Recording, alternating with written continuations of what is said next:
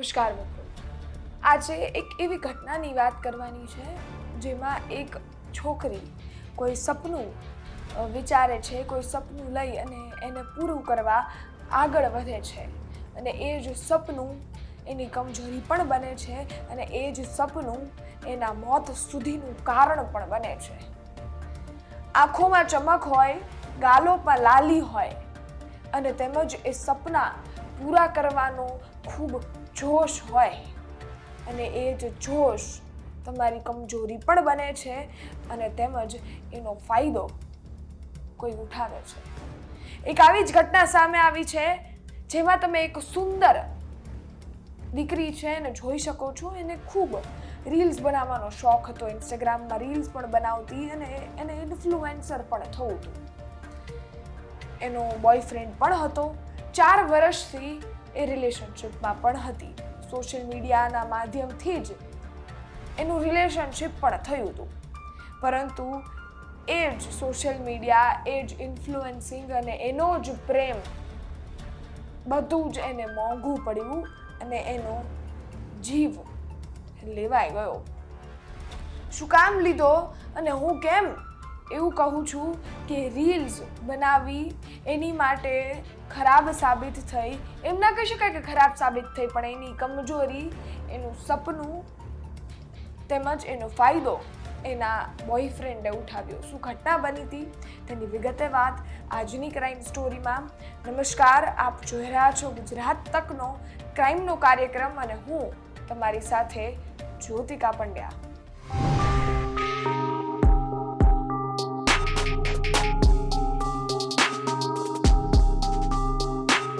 બિહારનું ગોંડા ગામ, એમાં આ દીકરી રહેતી હતી. દીકરી 25 વર્ષની હતી. ફોન આપ્યો, ઇન્સ્ટાગ્રામમાં આઈડી બનાવ્યું અને તેમજ રીલ્સ બનાવવાની ચાલુ કરી. 1000 જેવા ફોલોવર્સ પણ હશે. બોલિવૂડના ગીતો પર, ફિલ્મી ગીતો પર એ ગીત બનાવતી, રીલ્સ બનાવતી અને તેમજ એ રીલ્સ ઇન્સ્ટાગ્રામમાં પોસ્ટ પણ કરતી. ખૂબ સુંદર દીકરી હતી અને તેમજ એનો એક બોયફ્રેન્ડ પણ હતો.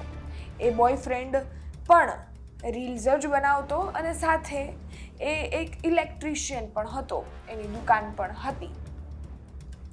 પરંતુ એક એવી વાત સામે આવી જેનાથી આખું ઘર સ્તબ્ધ થઈ ગયું. આખા ઘરમાં અનેક સવાલો ઉઠ્યા. 29 માર્ચના રોજ એ દીકરી ગાયબ થઈ ગઈ. એવું કહીને ગઈ હતી, હું રીલ બનાવવા જાઉં છું, આવું છું, કહેતા જ એ દીકરી ગાયબ થઈ ગઈ. પરિવાર, આજુબાજુના પાડોશીઓ, બધા જ મિત્રો, બધા જ ગોતે, પરંતુ કોઈ અતોપતો ના મળે. ત્યારબાદ પોલીસ કમ્પ્લેન કરવામાં આવે છે. ગુમશુદા થવાની ફરિયાદ નોંધવામાં આવે છે અને પોલીસ એનો દોર ચાલુ કરે છે. આમ ગોતે છે, તેમ ગોતે છે. દીકરીને શોધવાનો પ્રયત્ન પોલીસ દ્વારા પણ ચાલુ થાય છે. એક સાઈડ પરિવાર એ બાળકીને ગોતે છે અને તેમજ ઝઝૂમે છે, તો બીજી બાજુ પોલીસ પણ એની શોધખોળ કરે છે. એક સવાર થાય છે અને તેમજ એક ગન્ના એટલે શેરડીનું ખેતર હોય છે, ત્યાંથી એક લાશ મળી આવે છે. લાશ કઈ પરિસ્થિતિમાં હતી? હાથ બાંધેલા, પગ બાંધેલા અને તેમજ ગળું ચાકુથી સાયેલું હતું. લાશ મળતા એ લાશની ઓળખ કરવા પરિવારને બોલાવ્યો. ખબર પડી એ આ જ સુંદર બાળિકા શીલા હતી. એ શીલાના માતા પિતા એની ઓળખ કરી અને તેમજ પોલીસે ત્યાંથી આ હત્યા કોણે કરી છે એનો દોર ગોતવાનો ચાલુ કર્યો. એના પરિવારને પૂછવામાં આવ્યું કે શું તમને કોઈની ઉપર શક પણ છે? તમારો શકનો દાયરો કોઈની ઉપર જાય છે? એના પરિવારે કહ્યું કે એક વ્યક્તિ સાથે ખૂબ વાત કરતી, છેલ્લા 4 વર્ષોથી એની સાથે રિલેશનશિપ હોય એટલે ચોક્કસથી વાત થાય. એ યુવક છે, એ આ દીકરી રહે છે ગામડામાં, એને મળવા પણ આવે છે અને તેમજ બધી જ વસ્તુઓ થાય છે. પરંતુ પોલીસને એ યુવક ઉપર શક ગયો. ફોન રેકોર્ડ સર્ચ કર્યા અને તેમજ એના કોલ રેકોર્ડ્સમાં સૌથી વધારે ફોન એ યુવકના હતા. એ યુવકને પૂછપરછ માટે બોલાવવામાં આવ્યો, ત્યાંથી એની અટકાયત કરી, ધરપકડ કરી અને લાવવામાં આવ્યો. એને પૂછ્યું તો એણે સ્વીકારી પણ લીધું કે મેં જ મારી છે. રીલ્સ બનાવવાના બહાને એ ખેતરમાં લઈ ગયો હતો અને તેમજ એના હાથ પગ બાંધી અને એનું ગળું ચાકુથી કાપી જંગલમાં ફેંકી દીધું છે. આનું કારણ શું? આટલી મર્દાનગી શેની ઉપડી હતી આને કે એને એક બાળિકાનું ગળું કાપી નાખ્યું. પોલીસે બરાબરની તપાસ કરી, જે પણ માંથી પાક આપવાનો એ આપી, પૂછપરછ કરી, એની રીતે બોલાવવાનો પ્રયત્ન કર્યો અને તેમજ એ યુવકે સ્વીકાર્યું અને કારણ શું આપ્યું, આ કારણ સાંભળીને તમારા પણ રૂવાડા ચોક્કસથી ઊભા થશે. કારણ એને એવું આપ્યું કે યુવતી છે એ પૈસા માટે ભૂખી હતી અને છેલ્લા 4 વર્ષોથી મેં એની પાછળ 2 થી 1.5 લાખ રૂપિયો વાપરી નાખ્યો છે.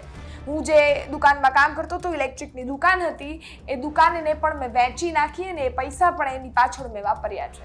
મારા પરિવારમાંથી પણ જો કોઈ પૂછે કે પૈસા ક્યાં ગયા તો હું એવું કહું કે વપરાઈ ગયા, પરંતુ એ યુવતી પાછળ જ વપરાણા છે એવું આ દાવો કરી રહ્યા હતા ભાઈ, એવું ભાઈ કહી રહ્યા હતા.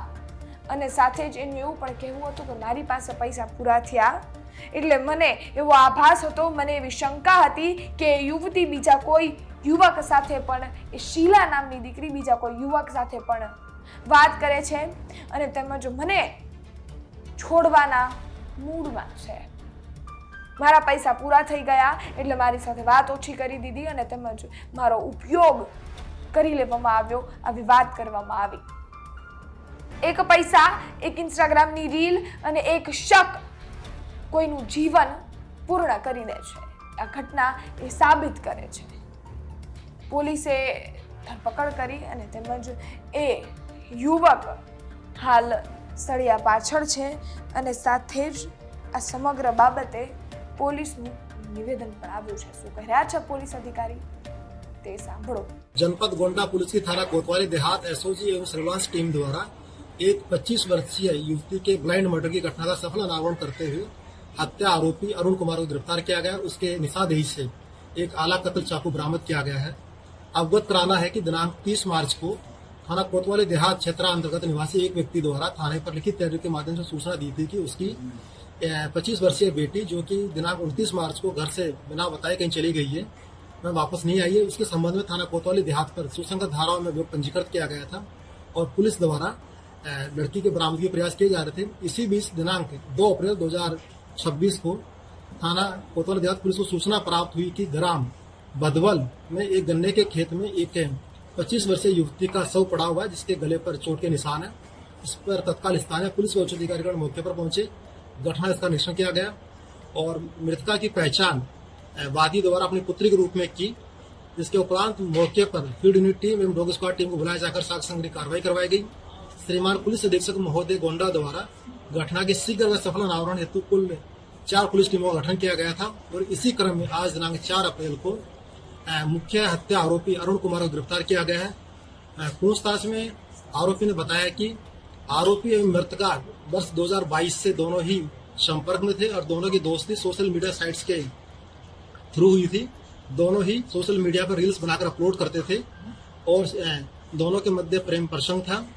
2022 से ही आरोपी ने मृतका को कई बार ऑनलाइन एवं नकदी के माध्यम से करीब 1.5 लाख रुपए उसको मृतका को दिए थे. इसके अभी करीब 9 मार्च को भी आरोपी ने मृतका को 11,000 रुपए ऑनलाइन ट्रांसफर किए थे. इसके उपरांत भी मृतका कई बार उससे पैसों की मांग करती थी. इसके अलावा आरोपी को शक था कि मृतका किसी अन्य लड़के से भी बात करती है, उसको धोखा दे रही है. इन सभी बातों से आरोपी शुद्ध था और उसने मृतका को ठिकाने लगाने की योजना बनाई और वह गोंडा आया और 29 मार्च को उसने मृतका को फोन करके ग्राम भदवल में गन्ने के खेत में मिलने के लिए बुलाया और वहां पर उसको विश्वास में लेकर कि चलो रील बनाते हैं. उसके दोनों हाथ पीछे की तरफ बांध दिए और हाथ बांधने के बाद उसने चाकू से गले पर प्रहार करके उसकी हत्या कर दी और मौके से फरार हो गया. इस तरीके से योजनाबद्ध तरीके से आरोपी ने पूरी घटना को अंजाम दिया जिसको गिरफ्तार किया जाकर माननीय न्यायालय के समक्ष पेश किया जा रहा है और प्रकरण में अग्रिम वैधानिक कार्रवाई की जा रही है। ये जो हत्या आरोपी है ये कहाँ का रहने वाला है? हत्या आरोपी ये जिला रोहतास बिहार का रहने वाला है। આ આરોપીનું નામ અરુણ કુમાર છે. તેને એની ગર્લફ્રેન્ડનો જીવ લઈ લીધો. આટલી સુંદર બાળિકા, આટલી સુંદર છોકરી, 25 વર્ષની યુવતી, એનો જીવ લઈ લીધો. જો એ મારી નહીં તો બીજા કોઈ જ નહીં. આ વસ્તુ અહીંયા દેખાવા મળી, આ વસ્તુ અહીંયા જોઈ મને એક સવાલ થાય. આવી ઘટનાઓ સાંભળીએ અને તેમજ આવા કારણો સાંભળીએ ને એટલે એક સવાલ ચોક્કસથી મનમાં ઊભું થાય. એ પછી રેપનો સવાલ હોય કે મર્ડરનો સવાલ હોય, દીકરીને હંમેશા કોઈની પાસે જાતી હોય કે એના પ્રેમ ઉપર સવાલ શું કામ થતા હોય છે, એની ઉપર શંકાનો દાયરો શું કામ થતો હોય છે. ને બીજી વાત, એ કોઈના બાપની જાગીર છે કે તમે એને મારી નાખો ને તમે એની ઉપર રેપ કરો.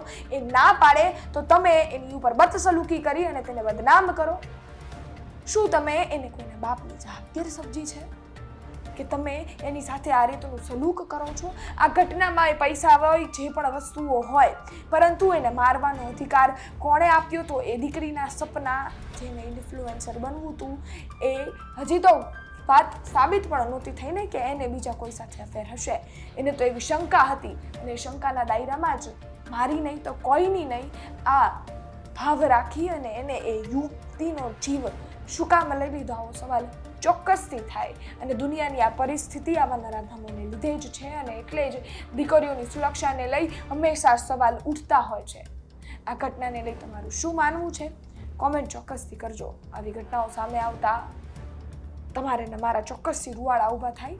હું વાત કરતી હોઉં તો મારું હૃદય પણ હરીક કંપી જાય, પરંતુ આવી ઘટનાઓ આખા દેશને શમશાર કરતી હોય છે અને આવી ઘટનાઓથી સજાગ રહેવું એ ખૂબ અગત્યનું છે. તેમજ હું હંમેશા કહું છું, સજાગતા એક ખૂબ મોટું સુરક્ષિત રહેવાનું હથિયાર છે. ફરી મળીશું નવી ક્રાઇમ સ્ટોરી સાથે આવતીકાલે 9 વાગે. રજા આપો ત્યાં સુધી સુરક્ષિત રહો, સતર્ક રહો. ધન્યવાદ.